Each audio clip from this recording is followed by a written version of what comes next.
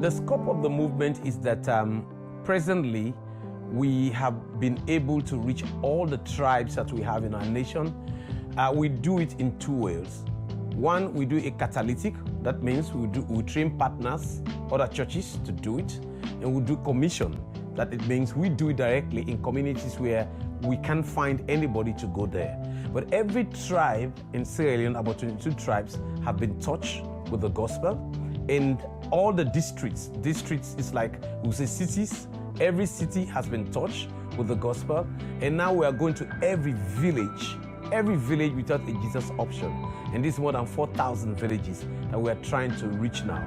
But beyond that, through this process, we have been able to bring the gospel to other nations around Sierra Leone. We've been able to do training in Liberia, and we have churches planted in Liberia, in Guinea, in Ghana, in Nigeria. We've been able to do it in Gambia, in Senegal, in several other countries within sub-Saharan West Africa. Hundreds of churches being planted, disciples reproducing, obedient-based reproductive discipleship that is going on constantly in each of these tribes and among each of the groups.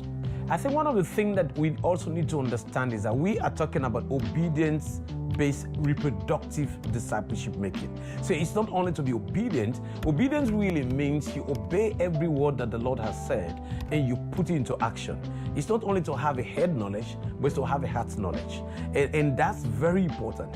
Yes, we realize that a lot of people have knowledge, but the issue here is that they don't have the experience. And you can have a lot of knowledge, and without the experience of doing what you've learned, then you are partially obedient, not fully obedient.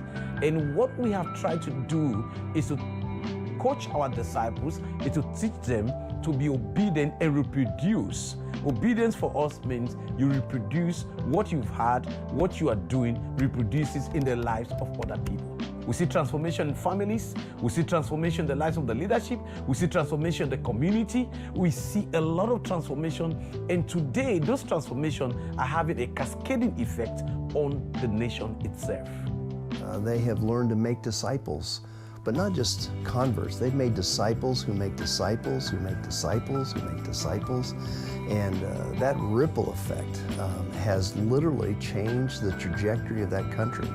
And when you hear his story and you hear how God has used the people that have become disciples, you discover that this nation, literally the entire nation and its political history, has been impacted by someone who understood how to put the Great Commission and the Great Commandment together so that it works exactly like Jesus intended it.